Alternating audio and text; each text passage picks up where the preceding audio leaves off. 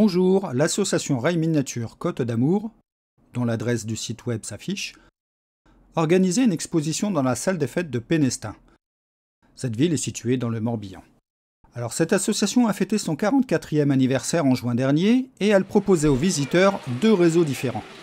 Cette première vidéo vous donnera donc un aperçu du réseau digital. Une seconde vidéo viendra après pour présenter le vaste réseau analogique. Le réseau digital représente différentes emprises réparties sur les 7,20 m de l'ensemble. La première, à droite du réseau, est celle d'un modeste dépôt de campagne avec son pont tournant et sa remise de locomotive. Si on ajoute une ambiance sonore au travers des locomotives pourvues de décodeurs sonores et de la fumée via les fumigènes, alors on obtient une ambiance assurée.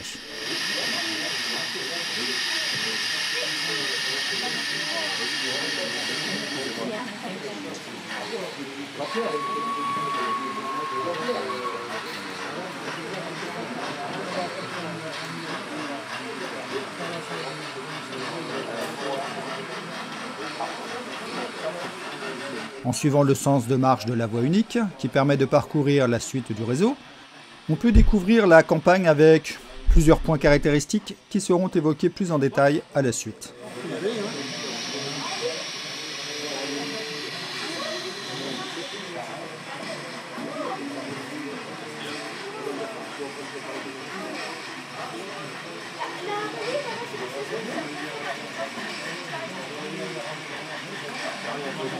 Enfin, à l'autre extrémité, un autre centre d'intérêt, une gare terminus.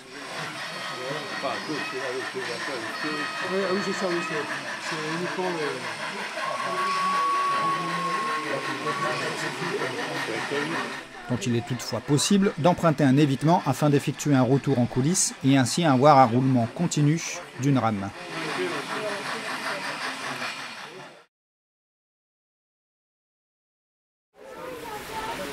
Au dépôt, la grue est affairée auprès de la manutention d'un tablier de pont.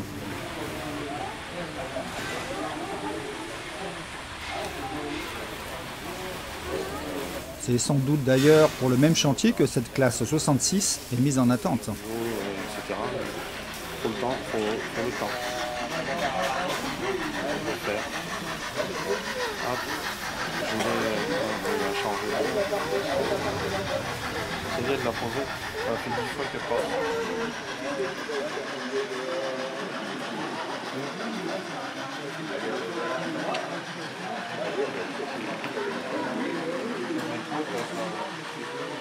Avec la chaudière. Alors le petit dépôt reste néanmoins relativement calme, du fait que la plupart des machines qui y sont rattachées sont en ligne pour remplir leur besogne.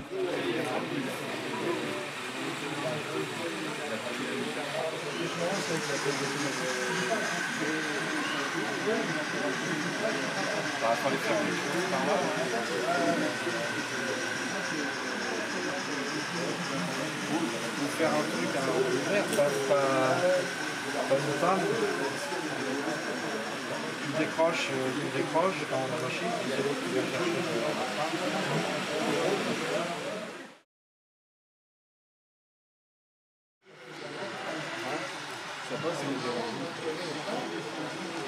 Quoi de plus naturel que de retrouver un champ à vaches le long des voies? Alors bon, si la Draisine reste moins brillante et prestigieuse qu'une Pacifique, elle n'en reste pas moins une actrice étonnante pour ses bovidés. Et justement, l'ami Gaston, qui n'aurait pas dû abuser ainsi des délicieux pruneaux de la mère Fernande, il risque d'être secoué au rythme du passage de la rame suivante, qui est bien plus prestigieuse.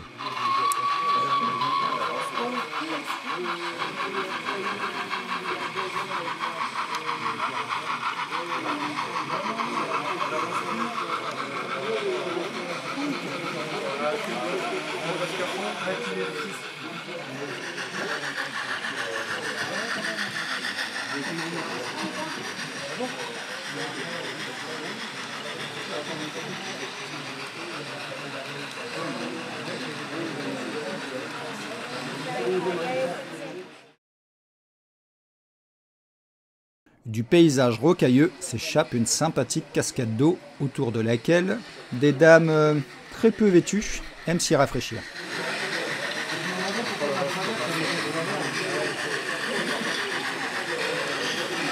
ne veux pas trop dépenser parce que... Est-ce la beauté de la chute d'eau, ou celle des reins des dames, que ce photographe est venu chercher?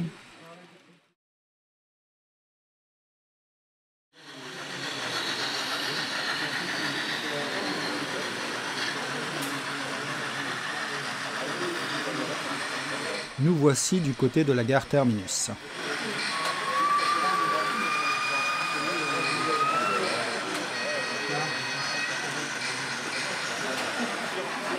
On va filmer le fourgon de l'île aussi.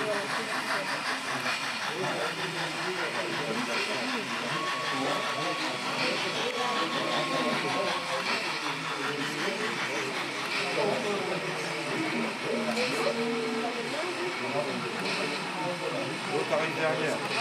On peut avancer plus? Oui,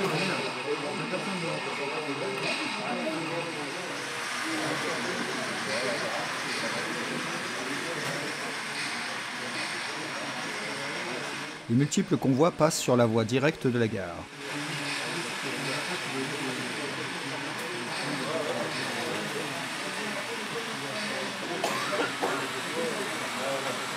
Petit clin d'œil, la gare abrite, sur un tronçon de voie isolée, une voiture dans laquelle s'est installée une association avec un réseau qu'on devine au travers des fenêtres.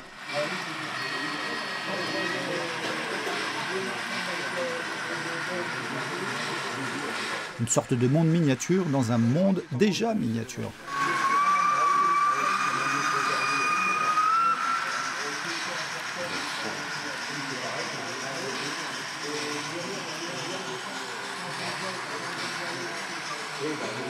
Alors si cette gare semble paisible, il n'en reste pas moins qu'un drôle accident est survenu sur les hauteurs.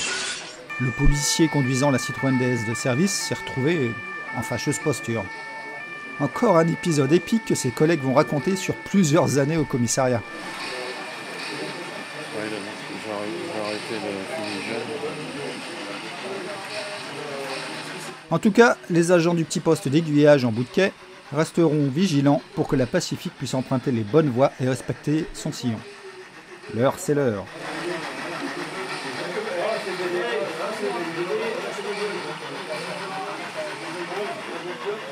Des convois divers et variés empruntent donc cette gare, aussi bien pour y rester en terminus que pour être de passage. On y découvre donc des autorails, des rames classiques,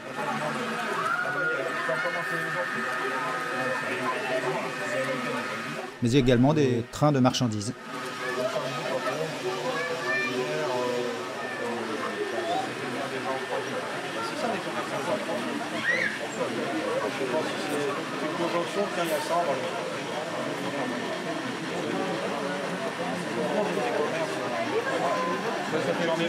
N'oublions pas non plus le train postal.